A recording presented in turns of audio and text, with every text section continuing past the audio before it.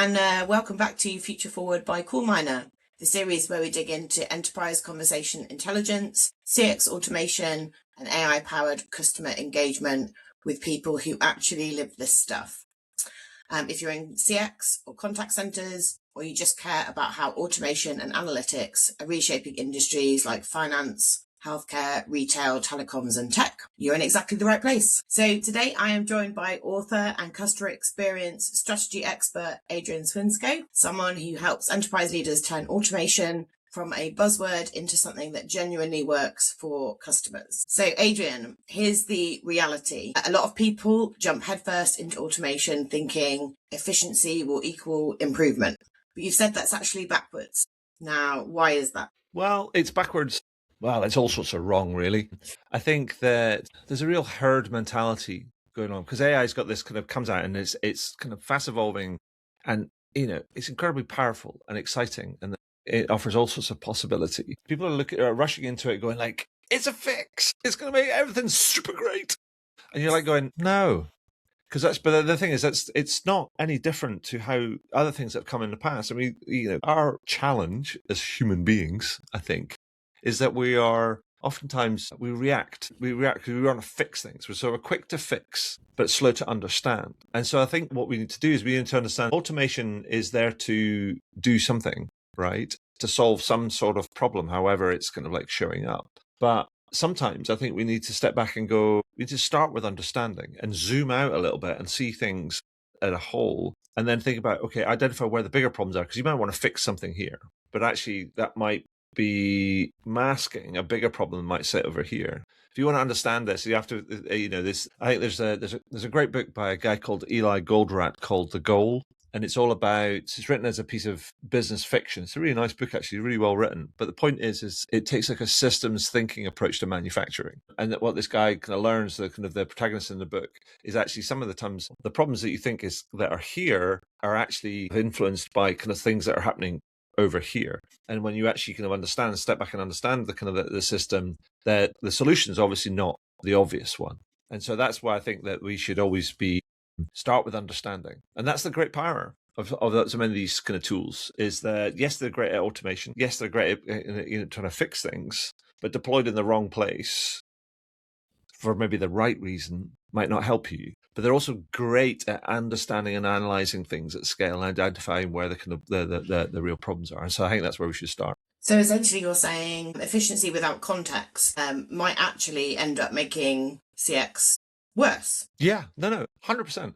I mean, imagine if you've got this kind of little kind of problem, you go like, oh, this is, if we automate that, it's going to make it faster. You're like going, okay, that's great. But we don't know if that's possibly masking or throttling demand. And the process becomes a bit of a country lane, as it were. So it throttles kind of like traffic. But if you turn it into a motorway and everything goes straight through, and then hits this other kind of thing that you haven't seen, which is a bit in your process, which has got maybe many more problems associated with it. This one that's further upstream might have actually masked that. We don't know that kind of yet. I mean, the problems might sit in both places. That's fair. But I think you're absolutely right. Saying efficiency without context can actually make it kind of worse. Yes, that's absolutely probably the worst case scenario. But I would come back to the point I made earlier, is that you have to understand the problem. When you understand the problem systemically, then you can envision where you want to be, and then you can work backwards from there. And I think then we can pick the right sort of tools and sets of solutions and the right balance between human and tech in that kind of mix to meet your kind of objectives. Yeah, that makes sense. So where does AI change that equation? So I think, the thing that we have to remember is AI is a tool, right? And I think that's the thing that we need to do. It's not necessarily the solution, it's a tool in our toolbox. And it can do some wonderful things. Like we can take the business that you guys are in. You can understand interactions at scale, at a scale that is, a few years ago, was unfathomable or very expensive and took a long time. But now it can be done at scale, in real time, continuously, etc., etc. And that level of understanding is incredible. We have to try and harness that, because the possibility all comes from that understanding. And I think that's where I'm going to sound like a broken record here. It's like we have to start with understanding. Understanding. What was that? Understanding. So instead of saying, when we think of automation, instead of saying, how do we automate this? We almost want to think, should we automate this? And if so, how do we make it feel better for the customer, not just our business? Right. So I would probably take those kind of questions and then reorder them. You go, how can we make this feel better for our customers? You go, okay, this is the sort of outcome I want to achieve. Then you can make decisions across this. That if we want to make our customer feel like X here and Y there, and Z there, then you go, okay, should we automate that? Should be the next question. And then they go, okay. And if the answer to that is yes, then they go, okay, fine. How do we automate? Right? So let's start with the customer and what the outcome that you want to drive, or you want to kind of like give yourself the best chance of creating. Then you can start to dig into that idea. It's like, okay, well, how does automation play in the delivery of that feeling or that outcome? Because then you can start to think about you end up getting to the point where you have a clearer understanding of what sort of tool you need, what sort of flavor of these solutions you need to be able to deliver that outcome, rather than actually going, I've got this kind of this tool, this spanner. Let's go and find some kind of nuts that I need things to tighten. to fix. Yeah, exactly. So rather than go, the tool should be in service of the experience that you want to deliver, rather than the other way around. That makes perfect sense. So if I'm a CX leader watching this now, how do I keep my automation program from just being boxed in as just another IT rollout or another IT project or tool? How do I do that? I think it has to be tied to a broader sort of vision, a broader sort of like story. And it has to be tied to, I keep saying, I have said it for ages actually. I think one of the biggest Achilles heels in most CX programs is that one, they don't have a granular vision of what it is that they want to kind of achieve. They don't understand really they don't really have an honest understanding of where they're at, and they don't have a granular vision about where they want to achieve in terms of the sort of experience that they want to achieve. And they haven't figured out the kind of strategy they need to get there. Now, some people might say, oh, that's really hard when things are moving so fast in technological perspective. Not if you start with how you want your customers to feel, how things kind of at an emotional kind of level. Then you can start breaking it down in terms of, okay, what sort of technology and human mix do I need in order to facilitate that? Now, that stuff doesn't need to be absolutely spot on. It just needs to be directionally accurate. But unless you start plotting your kind of route kind of to that, and I think be able to do that across the piece, across different customer groups, across the different parts of the journey, and then you end up kind of thinking about, well, how do all the different parts of your organization play together to be able to, to facilitate that,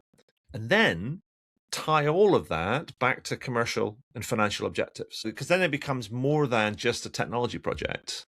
It becomes a business project. It becomes a customer project. It becomes a project that your CFO cares about, right? So I would say people need to work harder to kind of tie things back to your sort of commercial outcomes. I mean, things like, okay, our ability to attract, create demand, our ability to convert it, how easy we make it for people to buy from us, how frequently do they buy in any given period, and our cost to operate. Those are the kind of the big levers in most businesses.